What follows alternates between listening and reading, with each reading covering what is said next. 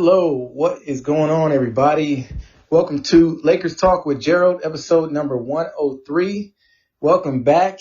It's been a couple days since I did my last episode. The Lakers played actually 2 days ago, and I know a lot of you guys are used to me posting generally right after the Lakers play a game. I usually get on there and I'll record that night, even though I'm on the East Coast, I'm in Atlanta, and a lot of times those games don't end till late, and it's almost midnight by the time I'm recording, and by the time I'm posting, it's really late. But, I did not post that night. I kind of just wanted to, it was late that night. I didn't feel like getting on there and right away, even though I was excited as all get out. That was a super, super exciting game for me. That win was just amazing. It was outstanding. I love to see it, especially after the Lakers had lost 3 games in a row.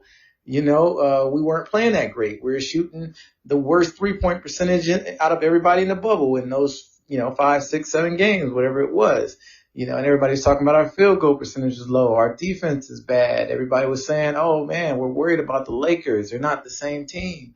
Oh, man, the sky is falling. It was everything. So for the Lakers to play a really good game for the most part. Our offense was flowing.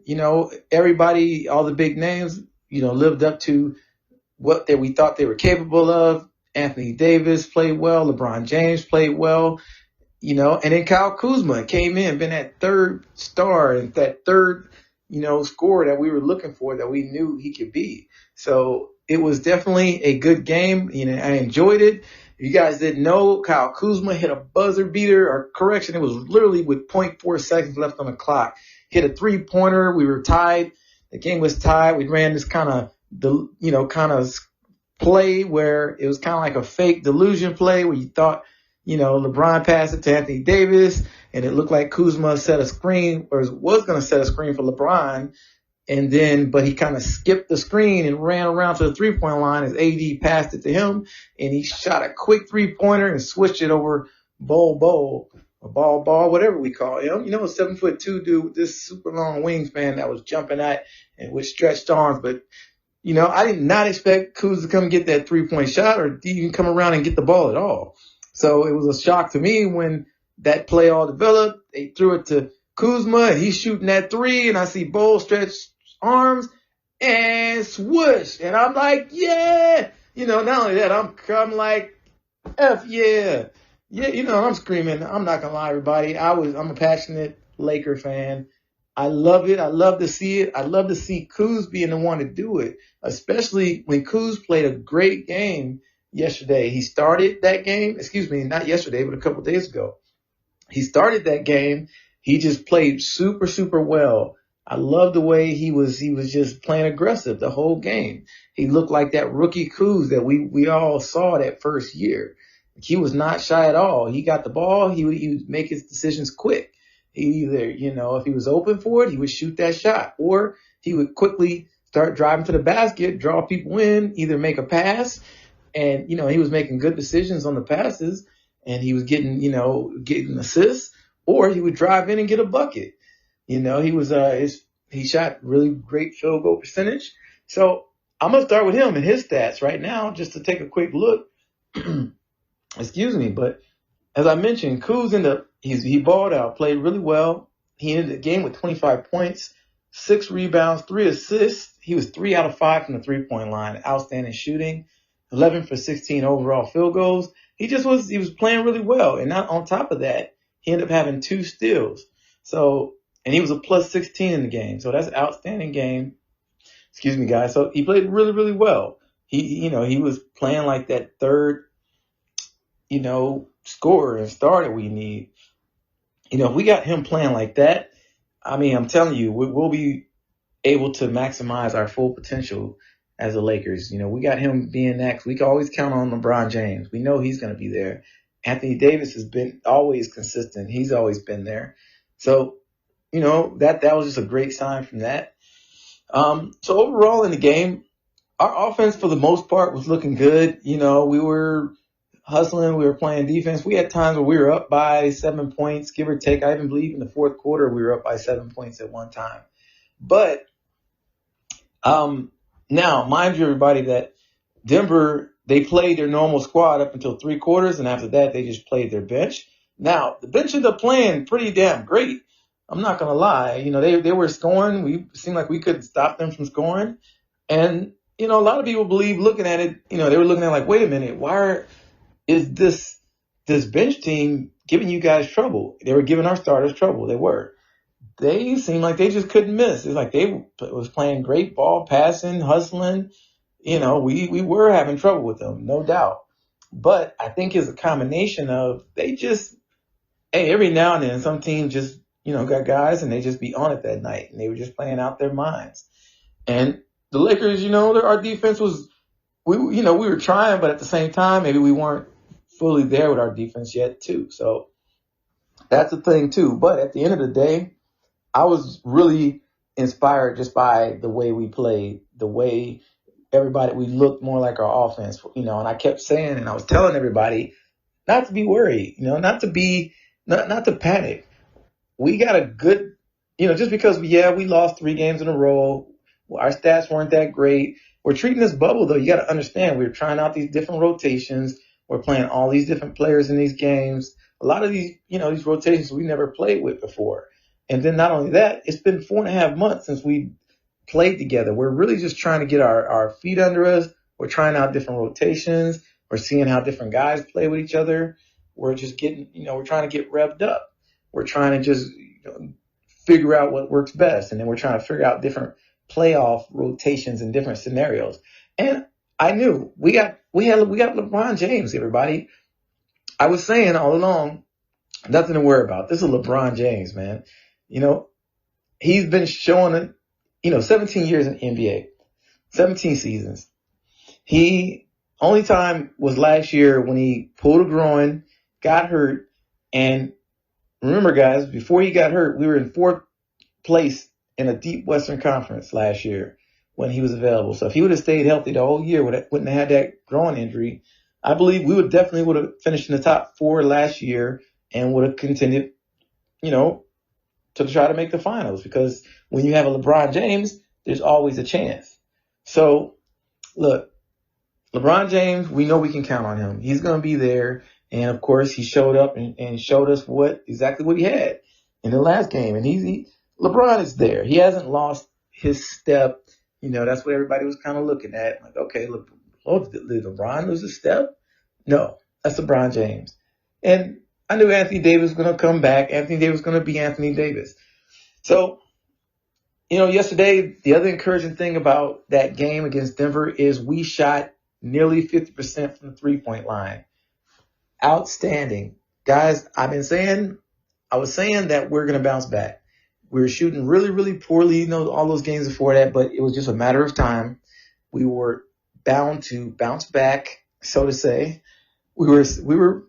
It was just a matter of time before we bounced back, and the law of averages, I was saying, our shot's going to come back. Our 3-point shot's going to be falling. We don't shoot that bad normally. Guys didn't forget how to shoot. So it was just a little bit of adjustment period. We're going to be okay. And, guys, I'm looking forward to these playoffs. Hey, but one more note about how they set our defense. Everyone was saying our defense was really bad in this bubble. And it did seem like that, from what I understood. But then I saw a stat today that said the Lakers are, when it comes to the defensive ratings of the teams, it said they had the 3rd best defensive rating of all the bubble teams. So, if that's true, maybe we weren't doing so bad after all, everybody. If we were number 3 in defensive rating in the bubble. So I'm encouraged. I'm looking forward to these playoffs. I'm ready, everybody. Just to go over the stats real quick before I get over that game. I've talked about Kuz's stats. Let's talk about everybody else's stats, at least the stars. Anthony Davis in the night, excuse me, he had 27 minutes. No, he didn't have 27 minutes. He played 38 minutes. He had 27 points, 6 rebounds, 5 assists. He had 2 block shots and 3 steals. He was a plus 13 in this game, and he shot 9 out of 15 field goals, and he hit 9 out of 12 of his free throws, which normally most of the times he's not missing from the free throw line. So even though that seems good for other people, a lot of times he is knocking those down. So So he played really well. LeBron James led us in points, had 29 points, 12 assists. He only had 1 rebound. He almost ended the game with 0 rebounds. Would have been the first time since 2010 since he's not had a rebound in his game. But he did manage to get 1 rebound right towards the end. He did also had 2 nice block shots in that game too. And no steals, but he did shoot 5 out of 11 from the 3-point line. So that's above LeBron's average, but that was damn good. He was 9 out of 21 for field goals. Now, his free throws, he definitely could have did better with that. He was right at 6 from 10 from the free throw line. Altogether, we ended up missing 10 free throws, everybody. We only shot 68% from the free throw line. So that's pretty dang bad. Imagine if we had, made half of those 10 that we missed. We wouldn't have needed a 3-point shot at the buzzer or any shot at the buzzer. We would have been good. So that's something that we just got to tighten up. Come playoffs, every one of these free throws are going to count. It's that, the playoffs are going to be, it's going to be tight. It's going to be hard fought games. Those free throws are really going to count for something. So I hope that when we get to the playoffs that LeBron and everybody else can just find a higher level of concentration when we're at the free throw line, because that's something that we really do need to shore up. A few other people that played pretty nicely, actually. I felt good about Dion Waiters. He played 27 minutes. He was 5 out of 8 field goals. I liked his aggressiveness. He was, 1 for 2 from 3-point line. He had 12 points. He was a +5 in the game. He had 3 assists also. So he gave a nice little boost off the bench. His aggressiveness and getting to the basket. He definitely looked pretty good. I like what I see in Dion Waiters. Morris also came off the bench and played 18 minutes. He played pretty well too. He was 3 out of 5 field goals. He made 2 out of 4 3-pointers. So he ended the game with 8 points and 7 rebounds. And he played pretty good for us. And then Dwight Howard, he played 14 minutes. He was steady off the bench. He ended up with the game, 8 points, 5 rebounds. And he was actually 4 out of 5 from the free throw line. So that's damn good for Dwight Howard. That's above his average. And JaVale McGee played 16 minutes. He had 4 points. But overall, guys, and then I can't leave out Danny Green. Danny Green played 30 minutes, and he was back to looking more like what we expect from Danny Green. He was 3 out of 5 from the 3-point line. He hit some crucial 3-pointers down the stretch in the fourth quarter.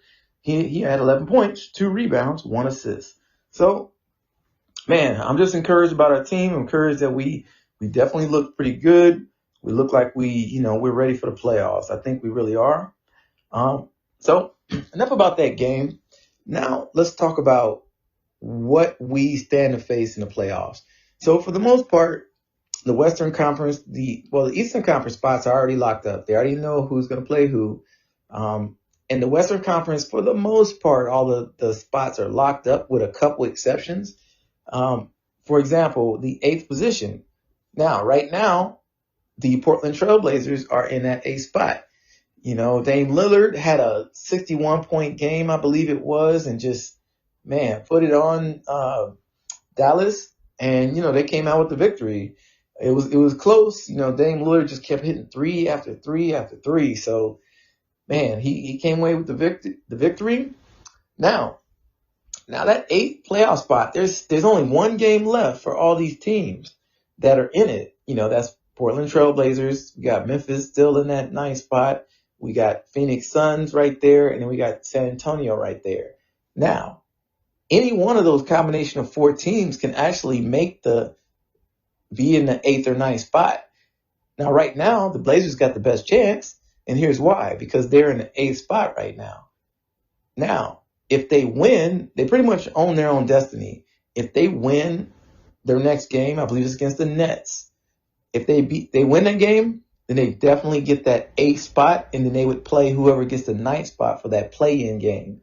Now, if you guys don't remember how the play-in games work, if you're in that 8th spot, whoever the person that's in that 9th position, they play each other. And so the 8th position team only has to beat that 9th place team one time, and then they go on to earn that 8th seed and play the number 1 seed, who's the Lakers. So if Portland wins, then they'll either play, it depends. If Memphis wins, then they'll hold on to that ninth spot, and they'll play Portland. Now, if Memphis loses and Phoenix wins, and Portland also wins, then that means Phoenix will play Portland, and then Phoenix would have to beat Portland twice in order to trump them.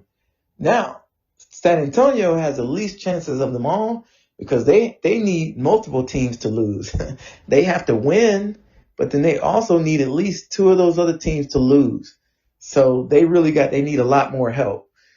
Memphis and Portland both hold their destiny in their hands. If they both just win their games, it doesn't matter if Phoenix runs the table and goes 8-0, they still won't make it. San Antonio won't make it either, so it just really comes down to what happens. If Portland loses, then man, it's really going to be interesting. Be honest, Portland is the tougher team. I'm not worried. If the Lakers have to play them, we got to play them. If we're the team that we say we are, then we're gonna have to play the best teams. We're gonna have to beat them. We're gonna have to pull up our bootstraps, and we're gonna have to, show them that we are the best team. And so we'll have to do what we have to do. I don't necessarily want to go through the roughest teams. So personally, I wouldn't mind if Portland loses and then we get a combination of Memphis and Phoenix winning. Because I really would love to see Phoenix and Memphis playing for that play-in spot. That would be pretty interesting right there. And then, the Lakers, I think, would have an easier time with either one of those two teams. But either way it goes, let's just get it on. I don't care, man. We are the Lakers. We got LeBron James. We got Anthony Davis. We got the best record in the Western Conference.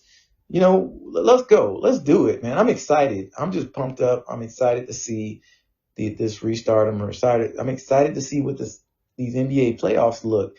It's the first time in 6 years, everybody, that we have been even sniffed the playoffs.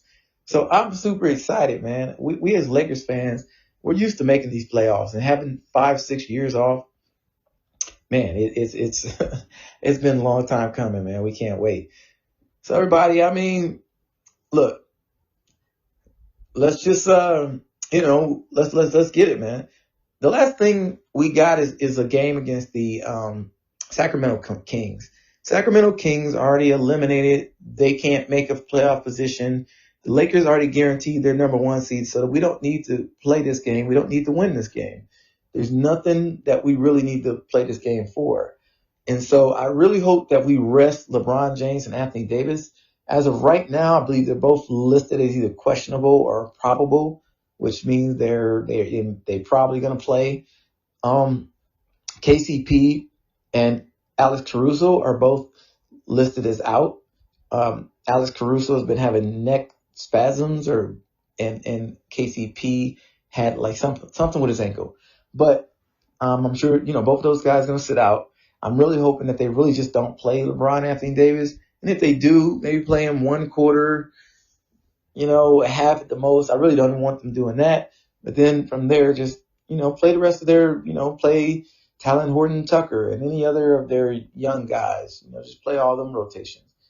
And then let LeBron and them rest, and so we can be ready for Monday, Tuesday, whenever they announce what day we're playing and whoever it is we're playing for that playing game. All right, everybody, that's going to do it. That's going to wrap it up for episode 103 of Lakers Talk with Gerald. Make sure you guys subscribe, follow, check me out on YouTube also, Lakers Talk with Gerald. Subscribe to that also. You guys know where to find me. Man, Podbean, Spotify, iHeartRadio, iTunes, you know where to find me. Everybody, I'm officially out.